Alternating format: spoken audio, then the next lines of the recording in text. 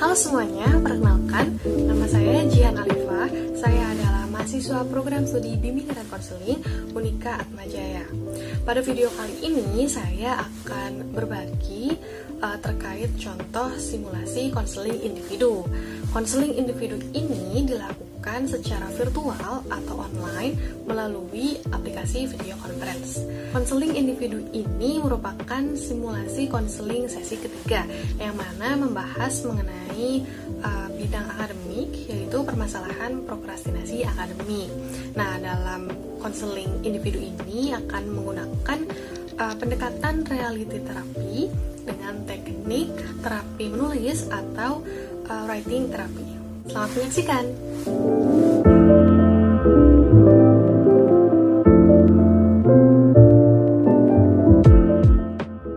Selamat siang. Halo Bu, selamat siang. Oke, sebelumnya apakah suara saya dapat terdengar dengan jelas? Ya, jelas kok Bu. Baik, gimana nih kabarnya Jihan hari ini? Alhamdulillah Bu, baik. Syukur alhamdulillah ya kalau kamu baik gitu. Iya Bu. Oh ya Jihan, terima kasih tadi pagi kamu sudah mengkonfirmasi terkait kesediaan melakukan konseling hari ini. Nah, hari ini adalah hari konseling kita yang ketiga ya, betul ya? Iya betul Bu. Iya, nah sama seperti pertemuan-pertemuan sebelumnya, kita akan menjalani sesi konseling selama 45 menit ke depan gitu. Kemudian, tujuan dasar pada rangkaian sesi konseling ini tentunya sesuai dengan tujuan yang sudah kamu sampaikan pada pertemuan-pertemuan sebelumnya ya, yaitu untuk mengurangi prokrastinasi yang sedang kamu alami. Ya, yang sedang kamu alami selama masa online ini, masa school from home gitu ya. Iya Bu. Iya. Nah, di sesi konseling online kita hari ini, kita akan coba belajar menggunakan beberapa teknik sederhana yang bisa membantu kamu untuk mengurangi perilaku prokrastinasi itu. Sekaligus juga untuk membantu kamu dalam supaya segera menyelesaikan tugas-tugas kamu begitu. Siap Bu. Semoga sesi konseling ini bisa banyak membantu aku ya Bu. Iya, amin ya. Amin. Nah, Jihan, walaupun sesi konseling kita dilakukan secara online gitu ya, tapi Jihan tetap bisa untuk mengeluarkan pendapatnya, kemudian pikirannya atau perasaannya sehingga secara bebas gitu ya. Sehingga Jihan nggak perlu ragu-ragu nih, karena toh sesi konseling ini bersifat rahasia gitu. Jadi cuma kita doang gitu yang tahu ya. Iya Bu, makasih ya Bu. Iya. Nah, sejauh ini apakah kamu ada yang ingin ditanyakan gitu atau disampaikan sebelum kita memulai konselingnya? Kayaknya nggak ada sih Bu, sudah cukup. Tidak ada ya? Baik, kalau begitu bisa kita mulai ya sesi konselingnya. Apakah kamu sudah siap? Siap Bu. Baik, kalau begitu. Nah, Jihan, sesi konseling pada minggu lalu, Ibu tidak memberikan tugas ya. Kalau begitu, pada sesi hari ini, mari kita fokus pada teknik yang akan kita coba gitu. Nah, namun sebelumnya, Ibu mau tanya dulu nih, gimana nih kegiatan belajar kamu selama 1 minggu kebelakang ini? 1 minggu ini cukup lancar sih Bu, nggak ada yang terlalu spesial gitu ya, biasa. Oke, biasa ya. Baik. Menurut Jihan nih, biasanya itu seperti apa sih? Apakah mungkin maksudnya itu tidak ada tugas, atau tidak ada ulangan, atau bagaimana? Tugas mah ada Bu, ada 2-3 lah, banyak banget kan. Kalau ulangan, syukurnya nggak ada sih Bu. Oke, minggu ini kamu mendapatkan 2-3 tugas gitu ya. Dan menurut kamu itu cukup banyak gitu. Bener Bu. Iya, Ibu bisa paham nih kenapa hal itu bisa dianggap banyak gitu ya oleh Jihan. Karena dengar-dengar nih Ibu sempat tahu, kamu sempat bilang kalau kamu itu juga aktif di organisasi, gitu ya? Benar Bu. Jadi kan di organisasi itu juga banyak kegiatannya Bu. Oh, begitu. Nah, kelihatannya kamu suka sekali gitu ya dengan kegiatan yang ada di organisasi kamu. Apalagi mungkin usia-usia kamu ini di sekolah sedang memasuki usia yang aktif gitu ya, bersemangat untuk mengikuti kegiatan organisasi gitu, seperti itu. Benar banget Bu, apalagi organisasi yang aku ikuti ini kegiatannya seru-seru Bu, jadinya aku jadi semangat gitu, walaupun ya secara online. Oke, saya ikut senang sekali lihat kamu bisa menikmati kegiatan-kegiatan organisasi itu walaupun secara online gitu ya, seperti yang kamu bilang. Nah, hal ini terlihat gitu di wajah kamu yang berseri-seri gitu. Saya bisa memperkirakan betapa kamu menikmati dan menyenangi kegiatan yang kamu ikuti itu. Makasih Bu. Iya. Nah, kan kamu aktif ya di organisasi dengan banyaknya kegiatan itu, begitu.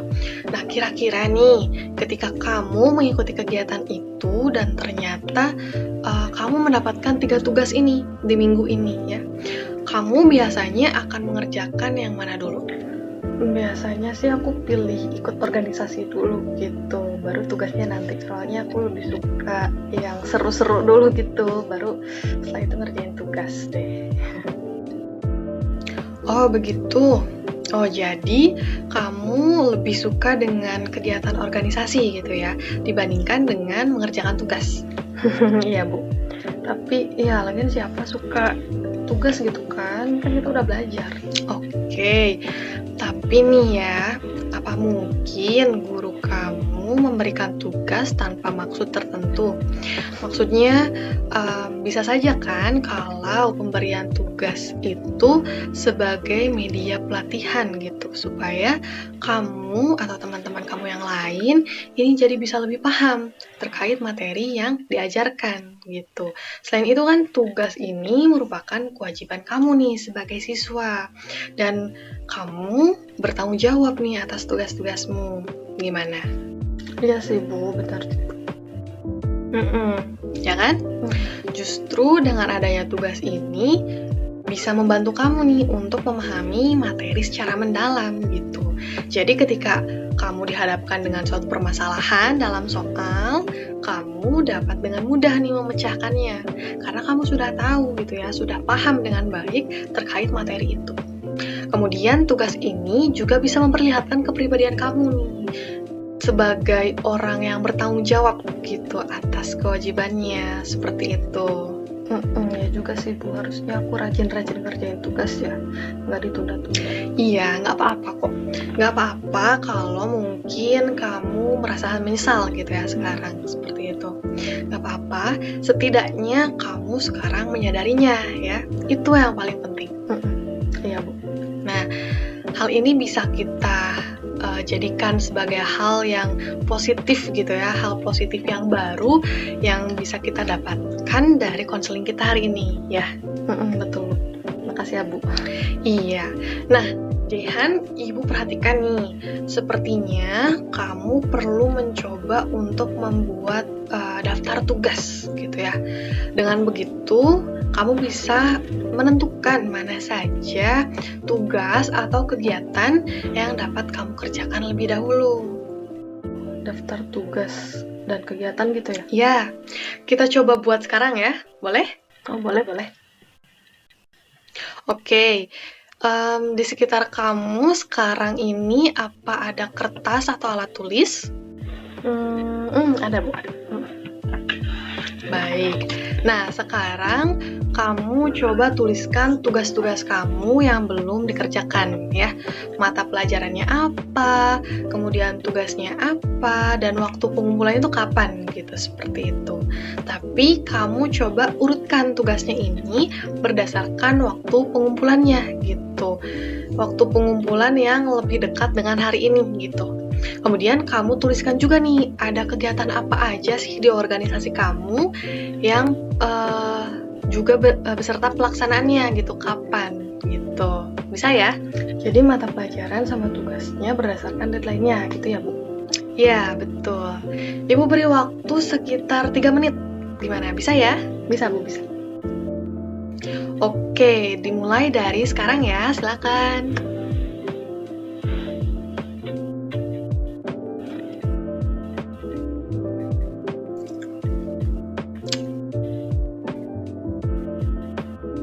Bagaimana? Sudah? Udah Bu. Oke, boleh kamu tunjukkan? Wah, daftarnya rapi sekali. Bagus sekali kamu membuatnya. Saya sudah percaya kamu memang pasti bisa untuk melakukannya. Makasih Bu. Iya.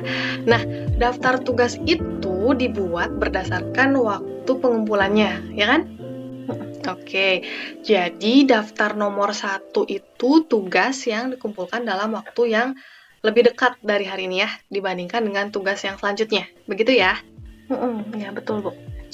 Baik, nah coba kira-kira nih setelah kamu membuat daftar tugas ini, kira-kira mana nih tugas atau kegiatan yang harus kamu kerjakan lebih dahulu?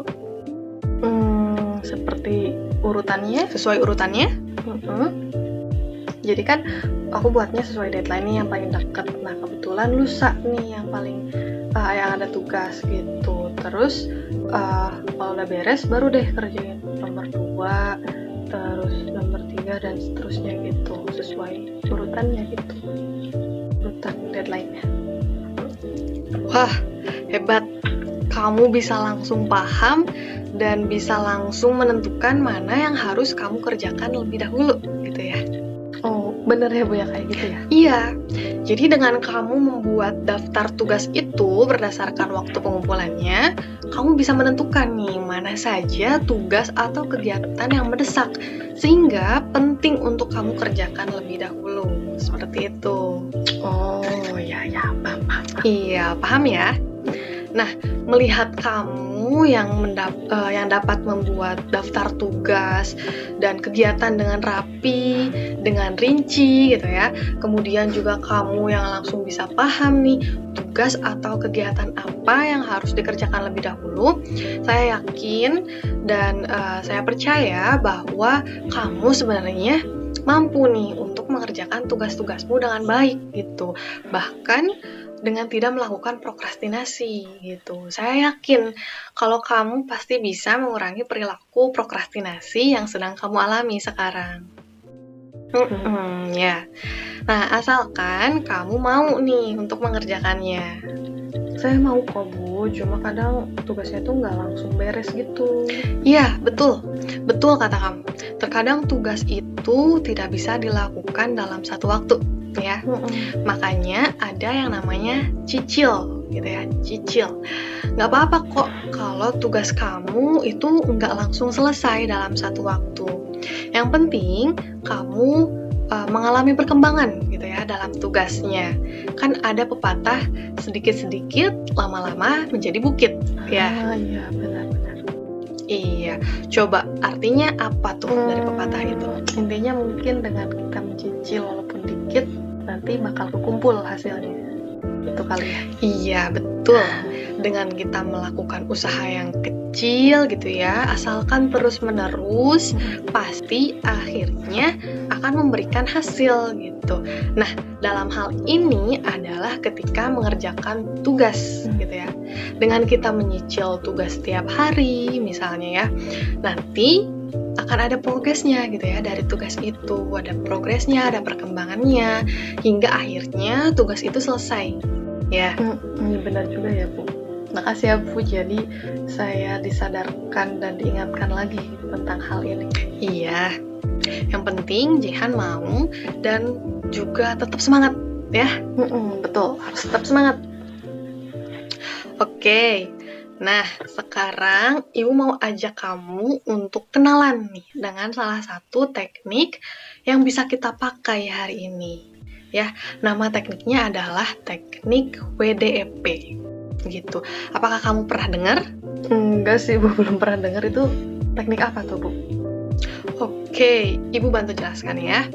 Jadi, ini adalah teknik WDEP gitu, yang bisa membantu kita untuk menilai keinginan, perilaku, hasil, dan perencanaan selanjutnya dalam mencapai keinginan itu sendiri gitu. Jadi WDEP ini singkatan dari wants atau keinginan, kemudian doing atau perilaku, kemudian evaluation atau hasil, dan planning atau perencanaan. Nah, jadi wants ini adalah tentang hal yang kita inginkan gitu. Kita maunya apa sih? Seperti itu. Kemudian doing. Nah, doing ini adalah tentang perilaku gitu ya. Perilaku apa saja yang sedang atau sudah kita lakukan untuk mencapai wants atau keinginan kita tadi gitu. Lalu ada evaluation nih yang ketiga. Ya, evaluation ini adalah tentang hasil dari perilaku yang kita lakukan gitu, yang kita lakukan tadi untuk mencapai keinginan atau wants-nya ya. Nah, dan yang terakhir ini adalah planning gitu. Ini adalah tentang menyusun rencana baru untuk meningkatkan atau mempertahankan hasil dari perilaku itu. Kalau misalnya nih hasil atau evaluasinya itu belum maksimal gitu ya, berarti kita harus buat planning baru supaya hasilnya dapat maksimal dan keinginan kita bisa tercapai. Seperti itu teknik WDEP. Oh gitu, wah menarik Iya, ya Bu ya. nih. Apa kamu bisa memahaminya nih? Bisa kok Bu, paham. Paham ya? Oke, kalau gitu mungkin kita bisa mulai nih buat WDEP ini sekarang. Bagaimana? Bisa. Boleh banget Bu, dicoba. Asik deh kalau kayak gitu. Nah, saya beri waktu 5 menit mungkin ya. Nah, kita fokuskan wants-nya itu adalah mengurangi perilaku prokrastinasi. Oke, gimana? Nah, bagian doing, evaluation, sama planning-nya itu kamu yang tentukan. Oke, siap. Oke, kamu boleh tulis ya di kertas baru atau di balik halaman kertas maaf, di balik halaman kertas daftar tugas tadi gitu. Oke, kita mulai dari sekarang. Silakan.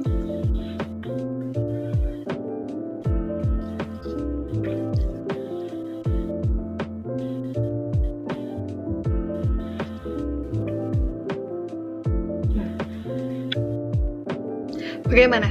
Sudah? Udah Bu. Oke. Wah, hebat sekali. Oke, boleh kamu bacakan?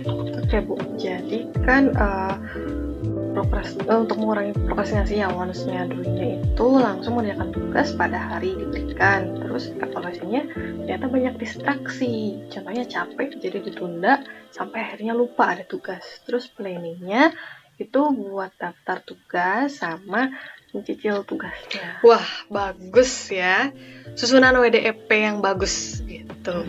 Bisa Ibu katakan kalau kamu memang sudah paham ya dengan tekniknya. Hebat sekali. Nah, dari evaluasinya memang terlihat ya kurang memberikan hasil yang maksimal gitu. Hal ini dikarenakan kamu yang kelelahan begitu ya. Oke, jadinya tugasnya tertunda gitu dan sampai akhirnya lupa gitu ya sama tugasnya. Betul. Oke, nggak apa-apa.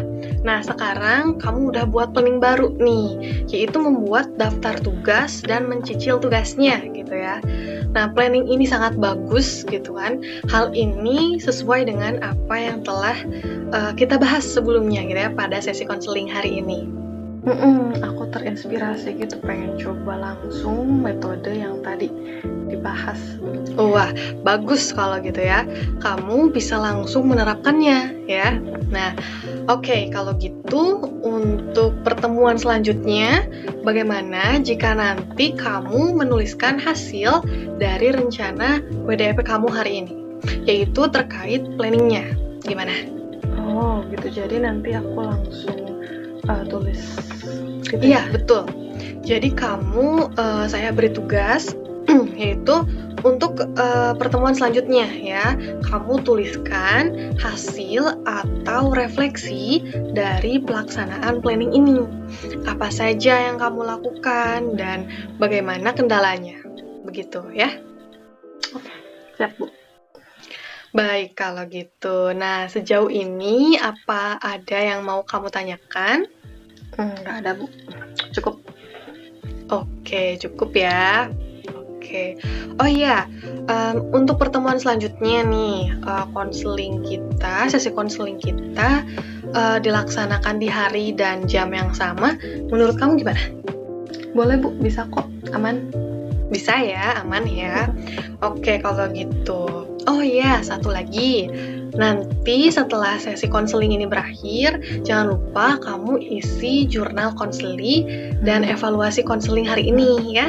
Sekalian nanti kamu tambahkan aja daftar tugas yang tadi kamu buat dan susunan WDP-nya. Oke? Oke, Bu. Siap. Nanti dikirim kayak biasanya ya, Bu? Iya, boleh. Nanti dikirimnya lewat email aja, seperti biasa. Oke, Bu. Oke ya, tetap semangat terus gitu ya. Saya yakin kamu pasti bisa. Oke, saya tunggu ceritanya di pertemuan selanjutnya ya. Tetap semangat, tetap jaga kesehatan juga, oke? Oke, siap. Ibu juga. Iya, oke Jihan. Kalau begitu, sesi konseling online kita pada hari ini kita akhiri ya. Semoga sesi konseling hari ini dapat memberikan suatu pengalaman dan pemahaman yang baru buat kamu ya. Iya, Bu. Amin. Oke Jihan, terima kasih banyak atas waktunya. Terima kasih kamu bisa menghadiri sesi konseling online ini dengan sangat baik. Makasih juga, Ibu. Oke, sampai jumpa minggu depan ya. Dadah. Oke, Bu. Dadah.